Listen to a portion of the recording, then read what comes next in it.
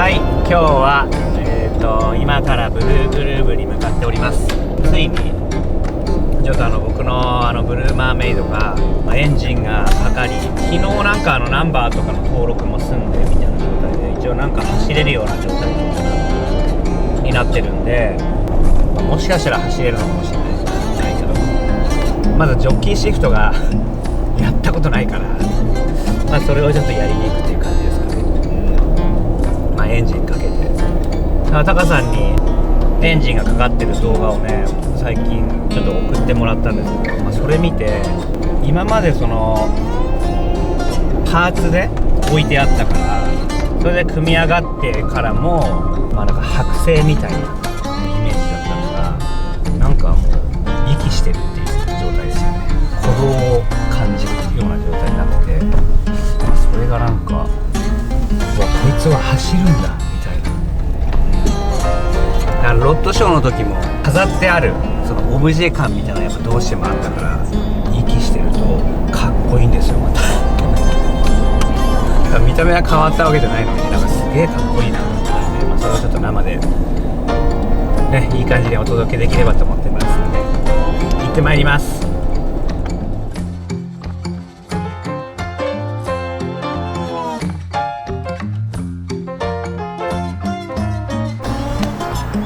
はい、じゃあブルーグルーブに着いたんでね、ちょっとエンジンも多分かけてジョッキーシフトやるから、ちょっとまずエンジンバシッとかけれないとね。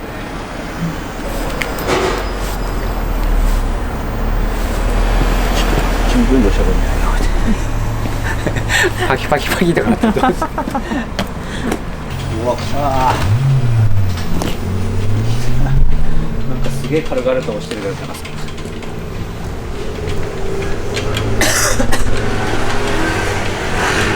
おー、一応完成形で初かな。そうっすよね。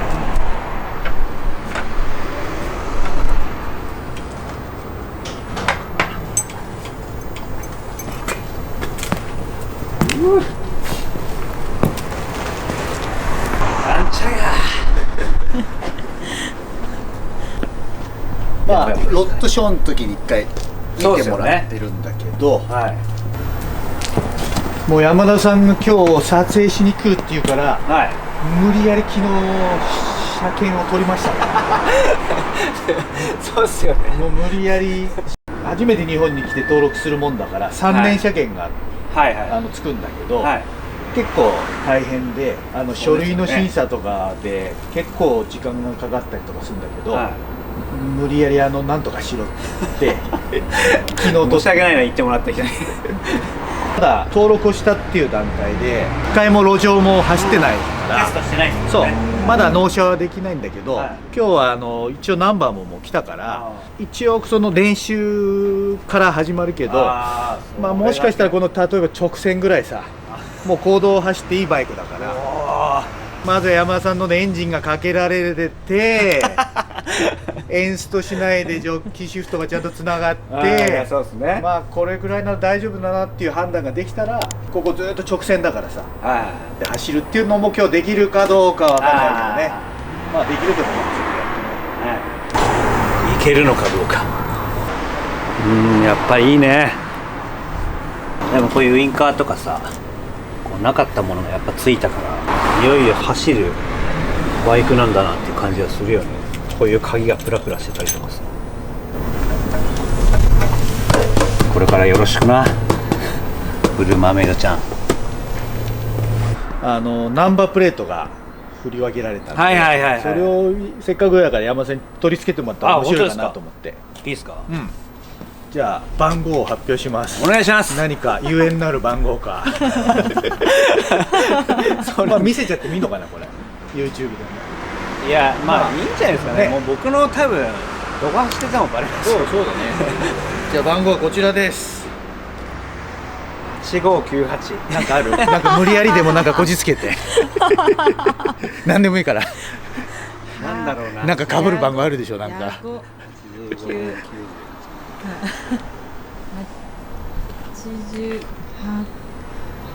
なんか俺の車のナンバーと似てるかもしれない。じゃあそれでということでさこんな感じだった気がするな。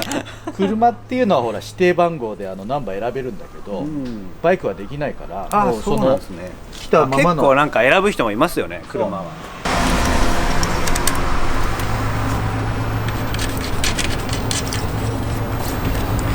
軽くでつけたな。うわ、なんか日本のナンバーついただけでもかっこいい。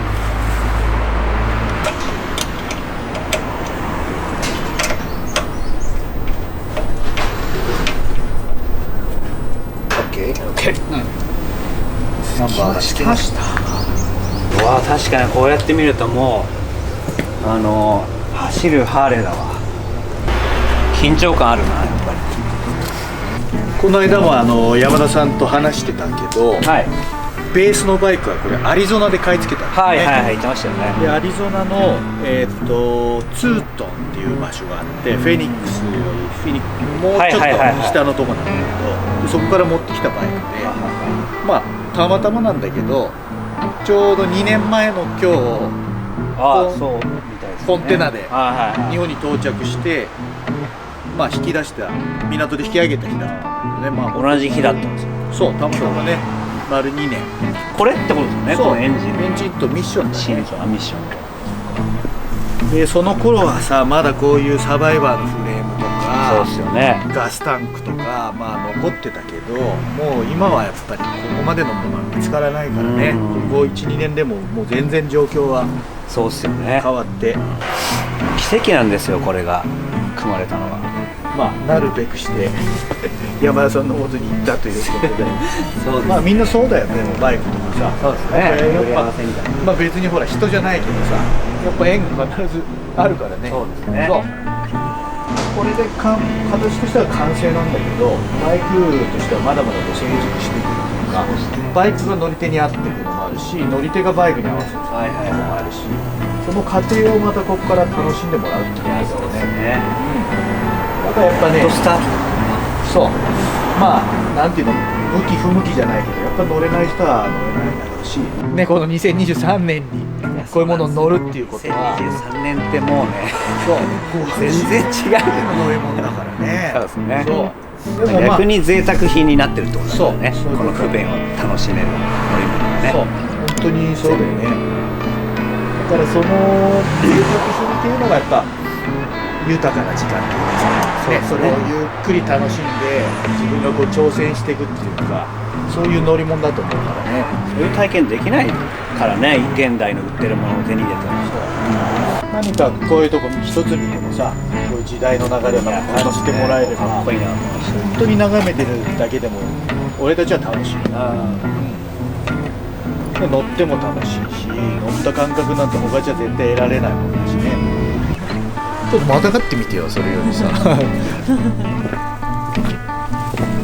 ぞ、これ歴史的。そう、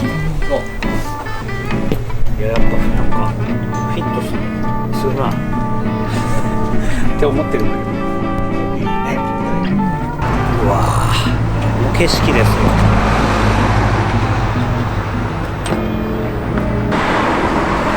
いや、すごいね。そうで、エンジンは本来はブルーグルーヴのパッケージだともちろん全部オーバーホールして、はい、それプラス本来はエンジンもミッションもオーバーホールするんだけど、はい、このエンジンすごく調子が良かったから、まあ山田さんに限っては今回オーバーホールしてないんですけど、例えば5年後とかにやる時が来たらやるっていうふうに、なるほど。一応山田さんの方の動画のタイミングもあるし、はいはいはい、ちょっと早めの方がいいかなと思って、まあ必要だったらもちろんやるんだけど、ほとんどの車両がやってるんだけど、このカムも開けてカムカバーの中の状態見たり、このターペットの状態とか見たりとか、必要なとこは点検をしといた、ちょっとだからその分早まってそうですね、契約してくださったお客さんの順番通りの作業なんだけど、そこはだからこれを選んだ一つの良さだったかもしれない。そうだね、早くやれたって。まあ完全にやばい時はもうすごい煙吹いたりとか音がひどかったりとか、必ずなんか症状ある。やっぱかけてみて分かる。そうだよね。まああとはでもさ、やっぱそのマッチングのエンジンっていうのはそんなに荒れたことってないんだよね。だからそのまま残ってるんだけど、ただこれはね、一回リビルドアメリカでされてるから、前のオーナーの話とかそうしても、ですよね、書類の中で。そう、その分はちょっとだけ早く。なるほど。立ってからオーバーホールできるっていうのは、まあそれはそれでありがたい。さあ、それではエンジンの始動ということですね。お願いします。ちょっとこう心音を聞きたいよね。じゃあまずこれをちょっと外してみてください。はい。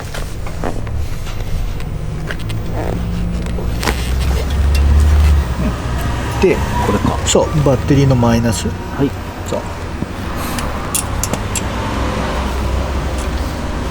乗り終わったりとか何日か開くときはこれを外しといた方が、外すんですね。そうするとバッテリー放電しないから。上がっちゃうと止めますもん。上がりはしないんだけど長持ちするっていう感じだね。なるほど。しっかり締めて OK です。今ガソリンは入ってますから、はい。ガソリンコックをオンにしましょう。後ろがリザーブだと思うんだけど、ちょっとひとまずこっちがリザーブなんですね。そうだね。縦でいいんですか？両方縦にしておきましょう。そんなに残量が多くはなかったからちょっと覗いてみてください。今どれぐらい入ってるか。3分の2ぐらいでも入ってるんですか？そうですね、はい。このタンクを使うとここまでしか使えないですから。なるほどなるほど。だから覗いて、例えば都内帰ってこっち戻ってきたりなんかのこう距離を測ってどれぐらい減ってるなっていうのを、そういうのも付き合いそう知っていくっていうそういうことですね。じゃあどっかでガス欠なんだろうな。このキャブの前チョーク、はい。チョークを上にします。今日はまだ寒いじゃないですか、気温今多分10度ぐらいかな、ちょっとかけにくいと思うんだけど、その場合チョーク切ってガソリン少し多めに送ってあげるといいと思うので、このままの状態で5回ぐらいかな、大きくそう、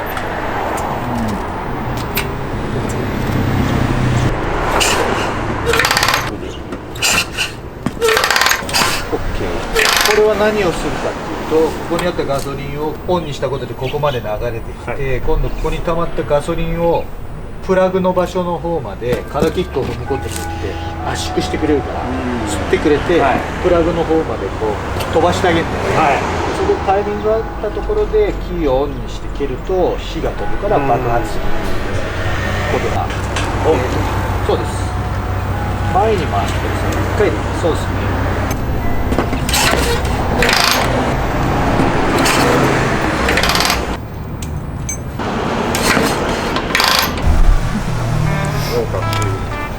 なかなかこういうコンビネーションにならないよね。ならないですね。このフレームどっから持ってきたんですか？これはね、ベイエリアだね。鳥の巣なの。やっぱこれ出ないですよね。そう。でここはもう寝てたから直した。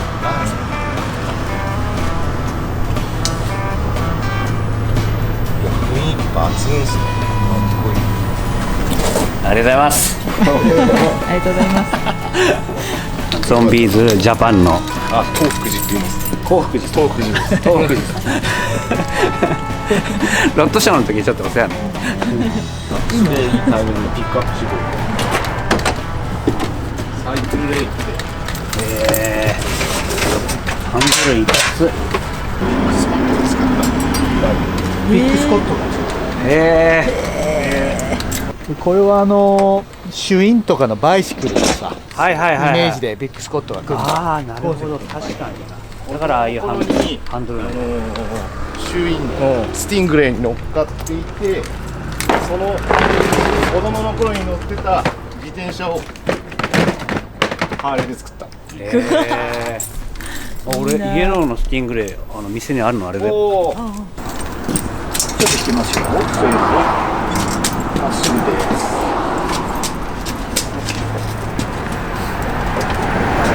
行きます。もうまっすぐ。行きます。行きます。大丈夫です。はい、まっすぐ OK です。ちょっと後ろ側に。カリフォルニアのまとってるよね。すごごい色。これもハプンっていうはい有名なペインターがあそうなんですね今年のボーンフリーにインバイトビルダーもいっぱいバイク作ってるし見る人がいると上に多分カールってされてるし日本じゃ絶対やんないと思うしできない日本人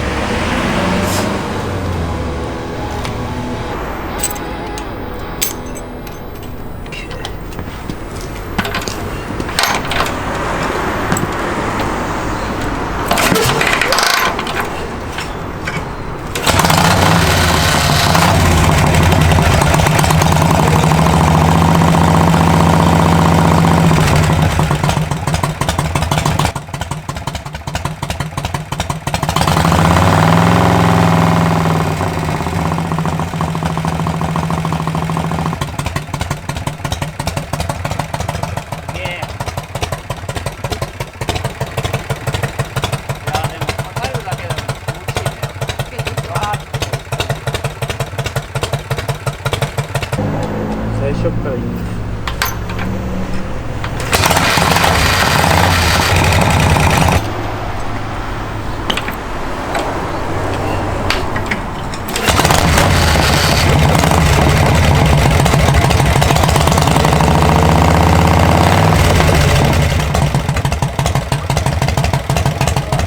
まあ俺なんかまたがってまたがってやりますよねタカさんってそういうイメージ3通りぐらいあるよね。あやっぱまたがってる時のかけ方っていうのは体の中心から重さをこう振り落とせるから、まあ、この圧縮上視点って一番かかるとこ出してから上に戻してフルスイングする時にもうこんな感じはいはいはいでもう体の中心からこう重さを乗っける感じでね、で、これっていうのはまあ点火時期がバッチリあっててキャブのセッティングがまだちょっと甘いんだけど、必ず欠沈が来ないわけ。欠沈っていうのは蹴り返しが来るとはいはいはいよく吹っ飛ばされるけど、なんか危ないやつですよねはいそれはもうバッチリセッティングが出てれば絶対欠沈なんか来ないわけ。あーだから安心して踏み下ろせんだけど、例えば人のバイクとか信用できない時はさ、はいアメリカとか行って乗ってみろって言ってもあアメリカ人は本当体重があるからちょっとぐらい欠沈なんか来たってさ踏み切っちゃうわけよ。だからその都度いろんな踏み方があるけど、まあ一つは今こういう風に変えたりするそうだから頭で考えてさ俺たちできることもあるじゃん。やみくもに蹴るのもはい一つだけど、は例えばそういうふうに重心の持っていき方とかでうまくかけるっていうのは、まあ感覚的に俺たち身についちゃってるから、なかなか言葉で説明するのってこういう時じゃないとできないけど、一つはまあそれだよね。でもう一つはよく見るのはさここに膝乗っけてはいはいでこれのいいとこはそうさっき言ったように欠沈来た時に逃げられんだよね。ああバンそうそうそう。だけどまあよくこうやってこうやって下ろす。だからそうするとやっぱ重心半分から持ってる感じだね。タカさんのこのキックシーンレアだと思うんだけどこの CC バー持ってさ、はいはいはいまあこれも完全に点火軸とか信用できないと全部こっち膝いっちゃうからね。なるほど基本的に欠沈っていうのはマグネットとかで言ったけど来ないよね。もう来ないもの前提でそうやって踏んでいく。あとは背の高さとかもあると思うな、はいはバイクに対してもね踏みやすい。だから何が正解ってないから自分に合う踏み方。いはいはいあとはまあその場所とか、そうさあ山田さんやってみましょう。わかりましたやっちゃっていいかな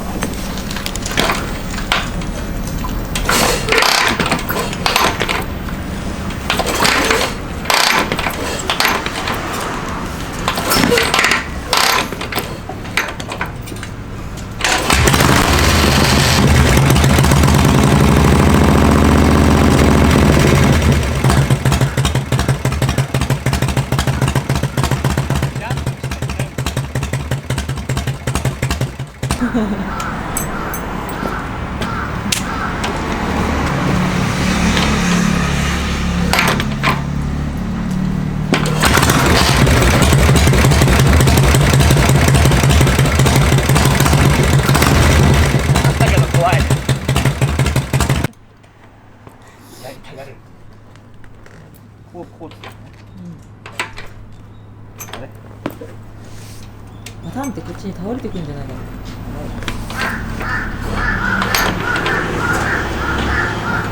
もう